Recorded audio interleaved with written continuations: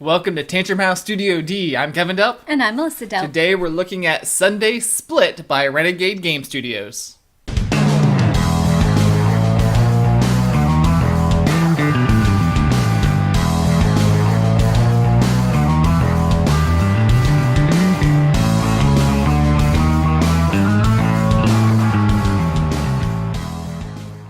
Sundae Split is a 2 to 5 player card game designed by Nate Bivens and published by Foxtrot and Renegade Game Studios. Throughout the game, you're trying to collect ingredients to build the best ice cream sundae. There are things like bananas, sprinkles, whipped cream. Those are great things to have. Yummy, yummy. But watch out for the vegetables, because nobody wants broccoli in their ice cream. The components include 68 ingredient cards, 3 reference cards, and 1 score pad. At the start of the game, you choose a player to be the first splitter. That person's going to draw a number of cards based on the player count. So then the person looks at the cards and splits them up into piles that are equal to the number of players. Now, some of those cards will be face up, or the splitter can choose to put a certain number face down. The goal of the game is to collect certain combinations of cards, which will score points.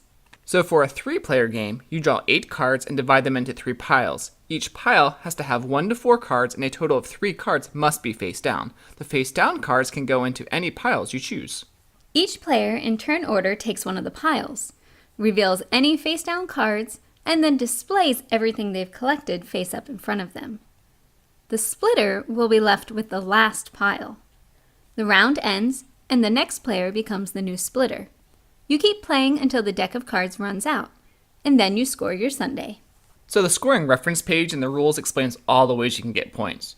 You only score your bananas if you have the most or second most. You score the point value of each ice cream scoop, and for each set of vanilla, chocolate, and strawberry scoops, you get 3 points. The cherries act as multipliers. You choose your ice cream flavor with the most scoops and multiply the number of scoops and number of cherries. For whipped cream and sprinkles, you need both to score. Each set is 5 points. And then, of course, there's the vegetables. You have to subtract those points from your score.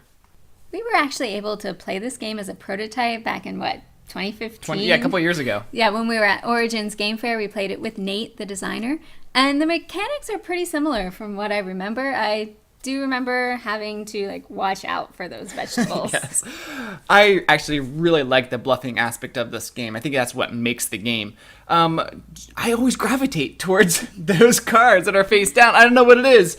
Maybe I'm just too curious. Even if I should be going for another set of cards that are going to complete my sets. I think that is the key to this game, the face down cards. Because the splitter can choose, to put an awesome card in or try to slip in one of those vegetables. Right. Yeah, it's definitely a bit of a gamble aspect to the game when you're choosing your piles. Yeah. Do you go for what you can actually see, or do you take a risk on a face down card?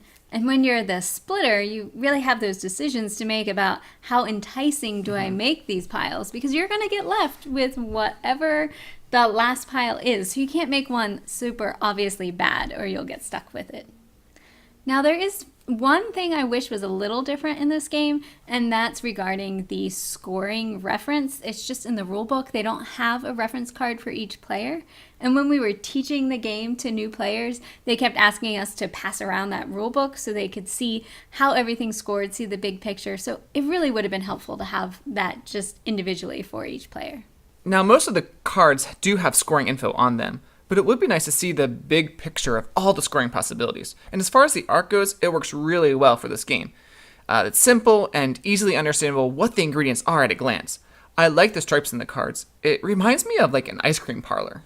This is definitely a light game. It's easy to teach, and it plays pretty quickly. Well, as long as the splitter doesn't take too long making those piles. True. Yeah, if you want to math out all the combinations of what people might get in their scores, then that is going to take a little bit longer.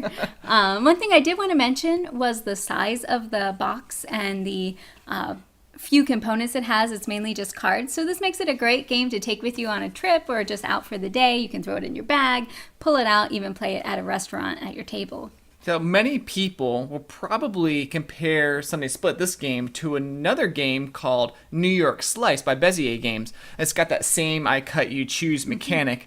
We'll probably do a throwdown of this. And if you haven't seen our throwdown series, it's when we take two similar games and we pit them against each other. Right. Anyway, Yeah. Back on track. If you do like ice cream or like filler games or like that I cut you choose mechanic, then check out Sunday Split by Renegade Game Studios.